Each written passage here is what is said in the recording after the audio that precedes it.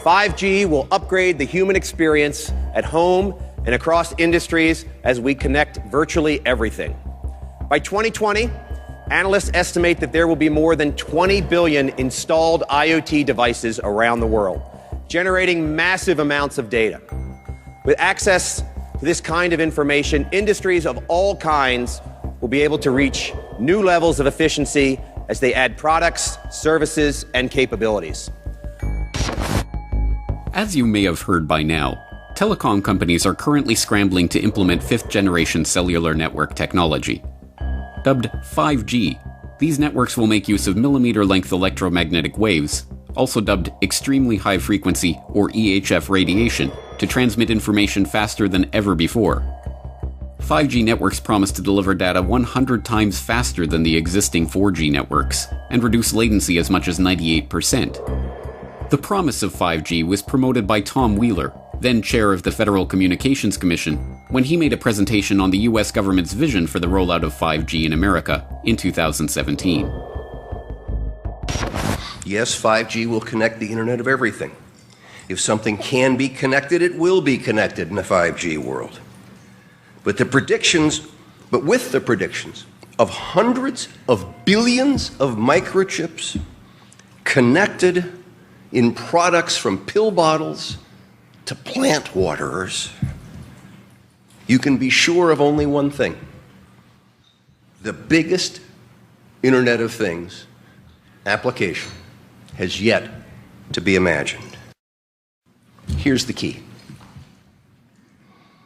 The interconnected world that we live in today is the result of decisions made a decade ago. The interconnected world of the future will be the result of decisions we must make today. And that is why 5G is a national priority. But after the initial surge of hype that surrounds any new technology, the dark reality of this new 5G-connected Internet of Things is starting to come to light. The most immediately apparent aspect of this dark reality is the danger to human health that the 5G network's ubiquitous and powerful transmitters present. As an increasing body of research shows, the harmful effects of electromagnetic radiation present in current mobile technologies will be amplified by orders of magnitude in the much more powerful and much denser, extremely high-frequency radiation network that 5G relies on.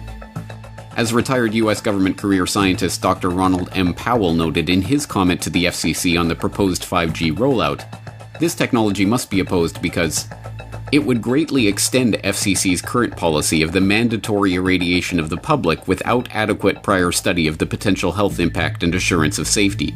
It would irradiate everyone, including the most vulnerable to harm from radiofrequency radiation: pregnant women, unborn children, young children, teenagers, men of reproductive age, the elderly, the disabled, and the chronically ill. But another, even more neglected aspect of the 5G dark reality is that in a world where all objects are wired and constantly communicating data to one another through a 5G network, an Internet of Things, in other words, privacy and security would be next to impossible.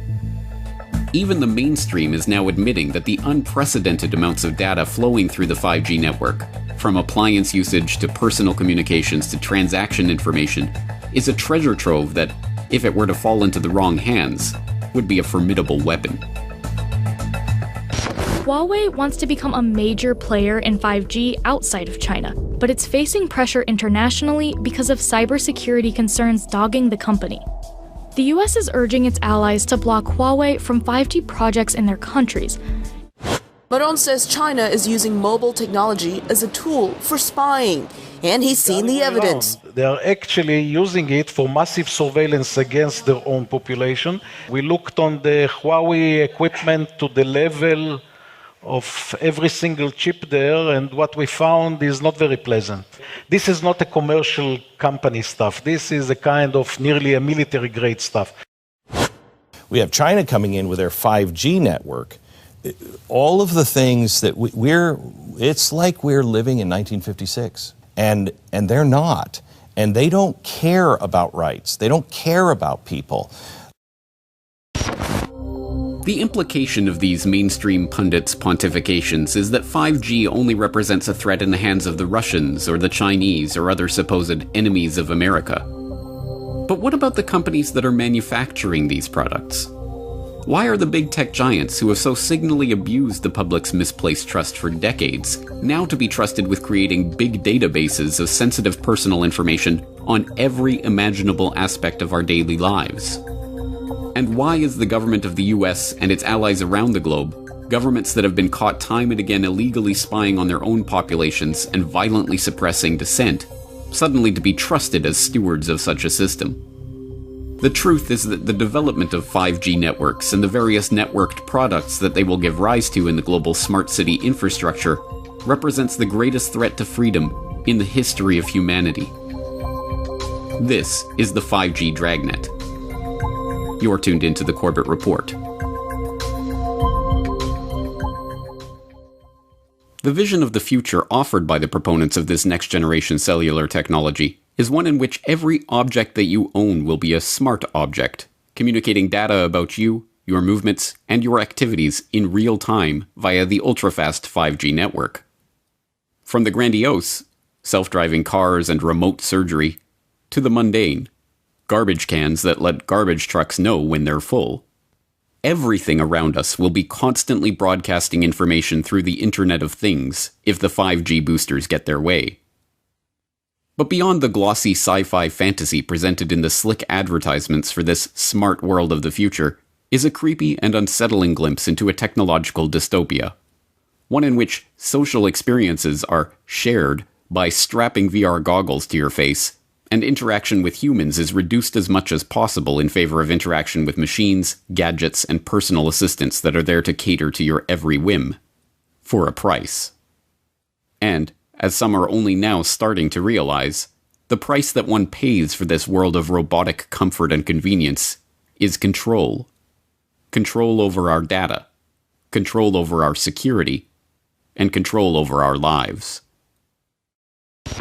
We just hooked up the Nest maybe a month ago. Abby Laguidao and Conrado Casalo wanted something to keep their family safe, so they installed Nest, a smart home security camera system. What drives me crazy is yesterday was the only day I decided to stay home. He's always here. They never said anything, ever. Yesterday, Abby was alone with her 2 kids when she started hearing voices coming from their Nest. Then they started cussing and saying, "Shut the F up, you N-word." At that point, Abby had figured out that someone had hacked into their security system. Shut the f*** up. She called her partner, Conrado. Somebody is in the Nest and is watching us and is talking to us right now.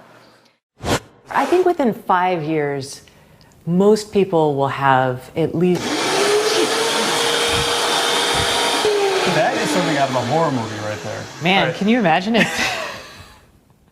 Like we knew something was going to go on? That scared... That scared the tar out of me. That was a real jump. And we're going to go ahead and unlock the door, her back door. Oh! I think that was your lock. That was our lock. Let's go look, come on. And that isn't any laughing matter. See, but that's the real fear, right? The other stuff's kind of funny, whatever, but I mean, someone can unlock your house. Although, if someone really wants to get into your house, you can pick a lock. Yeah, but isn't that the modern day... There it goes again. I mean, isn't that the modern day lockpick? There's a guy outside with a laptop who's opening and closing your door lock. It is, and I don't like it. After their stunt on the highway, Chris and Charlie still wanted to show me a couple of other tricks. Below a certain speed, they can control the Jeep's steering as long as it's in reverse, pop its locks, mess with the speedometer, and, of course, disable the brakes. Okay, hold on tight. Hold on. Oh, he's not getting out of that. I don't think so. We're going to be doing some pushing. It isn't hard to see why these smart technologies, and the 5G network that enables them, are a security concern. And, in that context, it isn't hard to see why Chinese companies like Huawei and ZTE are now being targeted as potential national security threats and barred from developing 5G network infrastructure in country after country. After all, with access to that much data and information, let alone the ability to communicate with, hack into, or disable everything from our smart TV to our smart door locks to our smart car, a potential adversary with control of the 5G network would have nearly limitless power to surveil and control a target population. But given that these powers, the ability to access our most intimate data and to take control of our homes and personal appliances, are not bugs, but features of the 5G connected Internet of Things, the question is, why is there such a headlong rush to connect this network?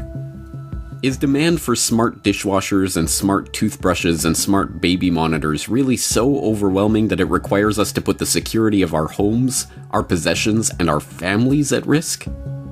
What is really driving this frenzy for a world where every new object we buy presents another potential vulnerability, another device that can be hacked into to steal our information, to track our location, to record our conversations, and to disable our appliances? One answer to this question lies in the fact that intelligence agencies, whether Chinese or Russian, CIA or MI6, Mossad or CSIS, will make use of the vast amounts of data flowing through these networks to spy on the public.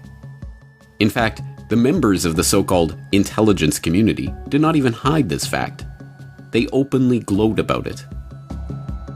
In 2012, then CIA Director David Petraeus admitted at a summit hosted by In-Q-Tel, the CIA's venture capital firm, that the CIA was not just able to, but actually eager to use these smart devices as a tool for spying. Transformational is an overused word, but I do believe it properly applies to these technologies, Petraeus was quoted as saying, particularly to their effect on clandestine tradecraft.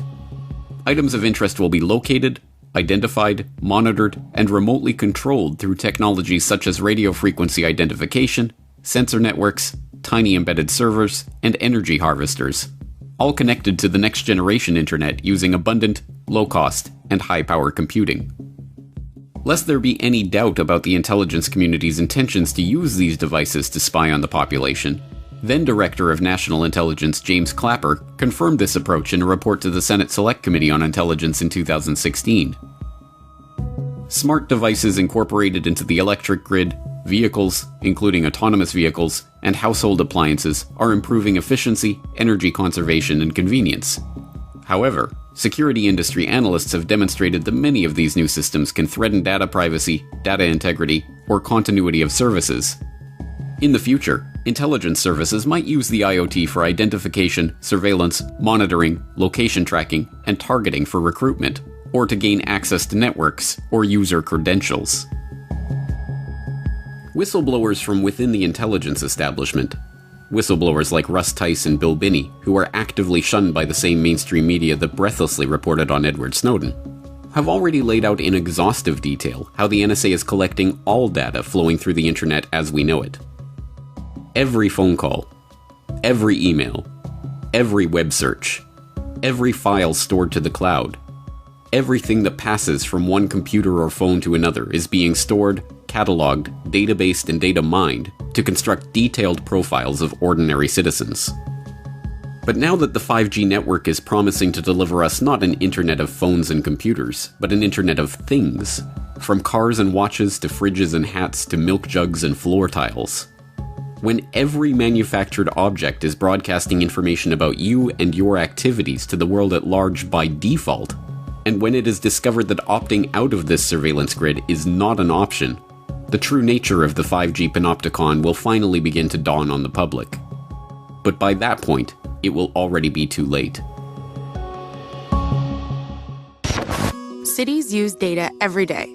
Everything from showing you when your next train will arrive to measuring the air quality in different neighborhoods. Typically, all this information is spread out across a ton of different agencies and companies in a bunch of different file formats and spreadsheets. But at Keysight, we have the chance to start from scratch and build a single, unified digital platform that's transparent, open, and accessible for everyone working to make our cities better. The leaders behind Toronto's first data-driven smart city are under fire tonight after yet another resignation. This time, a member of Waterfront Toronto's digital advisory panel quit and wrote a strongly worded letter on her way out, sharing her deep concerns about privacy and data control. I want to get some feedback now from the former Information and Privacy Commissioner from the province of Ontario, who, when last you were here discussing this very topic, you were kind of bullish about it. And then I just couldn't happen but help notice that you've resigned from your involvement in all this. What happened? And I didn't do it lightly. I wanted to draw attention to the fact that we had to make sure that all the personal data that was being collected automatically by the sensors and other technologies were de-identified at source, anonymized at source. De-identified meaning? Meaning no personal identifiers. You wouldn't know it's Ann Kavukian walking or you or this is my car or anything.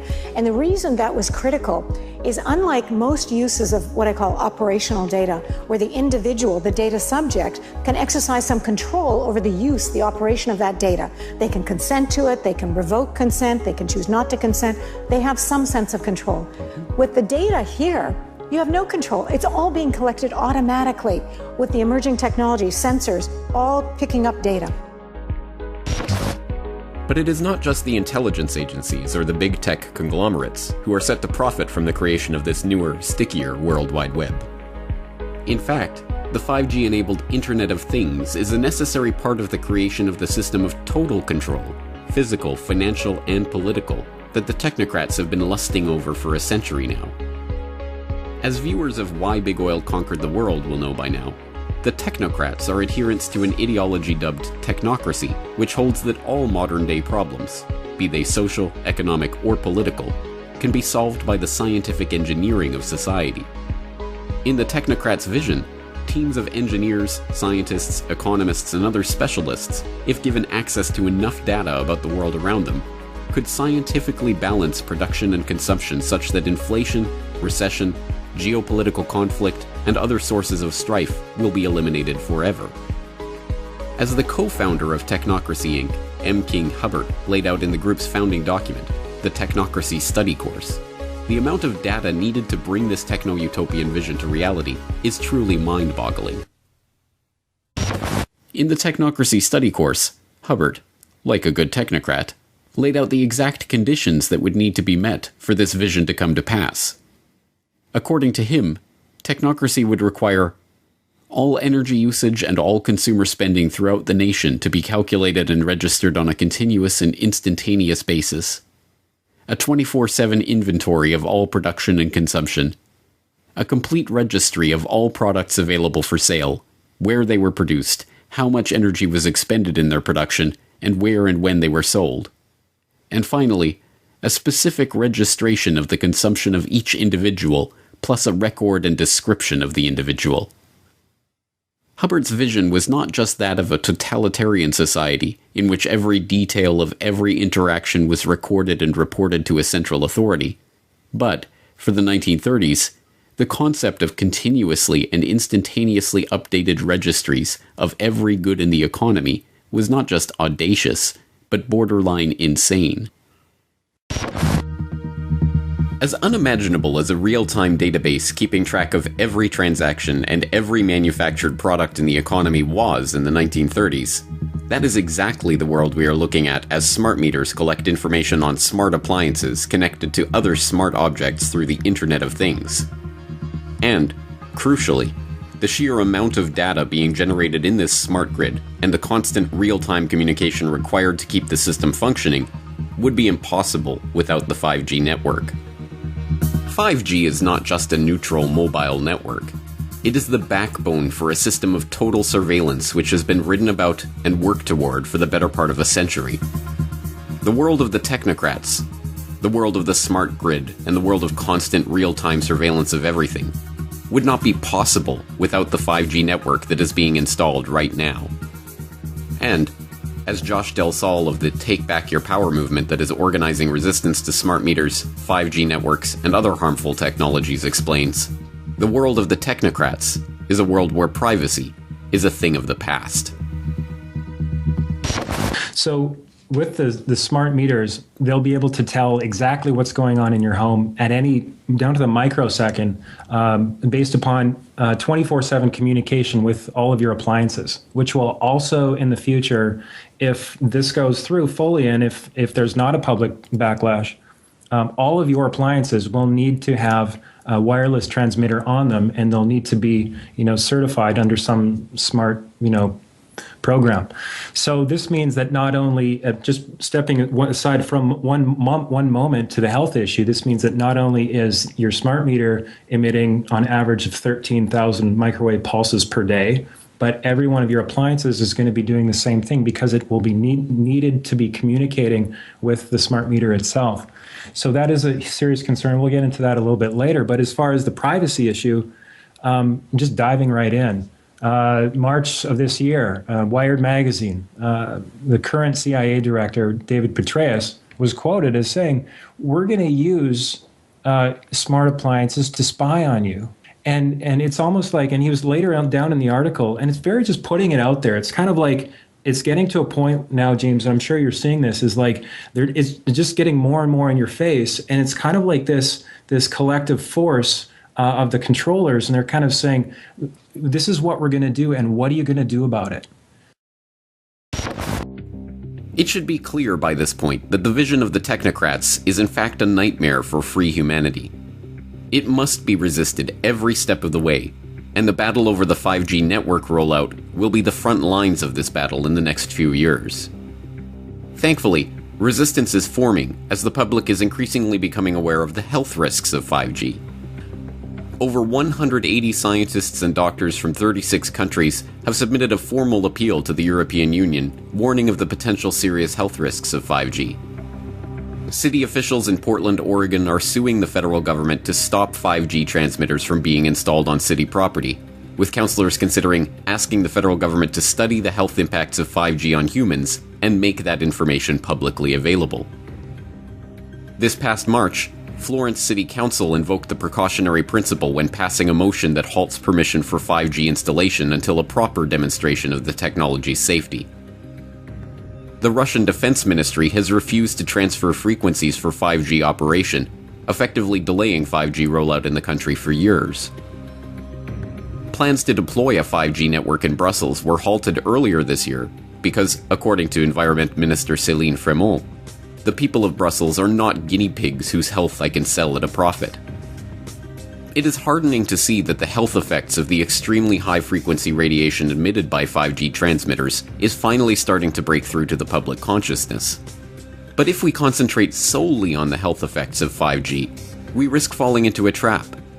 If the only danger of 5G was the danger to our health, then, if the safety of the technology could be demonstrated to the public, or an equivalent less harmful technology could be deployed, then there would be no more reason to resist. To concentrate solely on the health effects of 5G is to miss the broader picture of total surveillance in the technocratic dystopia that this technology enables. In this picture, the 5G network is a platform for a system in which every action, every transaction, every interaction that we have in our daily life is monitored, databased, and analyzed in real time. The 5G Dragnet is cinching like a noose around our necks. But will the public become informed of the dangers of this technology in time to stop the technocrats' vision from becoming our nightmare? Secure 5G networks will absolutely be a vital link to America's prosperity and national security in the 21st century. 5G will be as much as 100 times faster than the current 4G cellular networks. It will transform the way our citizens work, learn, communicate, and travel. It will make American farms more productive, American manufacturing more competitive, and American healthcare better and more accessible. Basically, it covers almost everything when you get right down to it. Pretty amazing. And just as 4G networks paved the way for smartphones and all of the exciting breakthroughs, they made possible so many things. This will be more secure and resilient. 5G networks will also create astonishing and really thrilling new opportunities for our people, opportunities that we've never even thought we had a possibility of looking at. We cannot allow any other country to outcompete the United States in this powerful industry of the future. We are leading by so much in so many different industries of that type, and we just can't let that happen.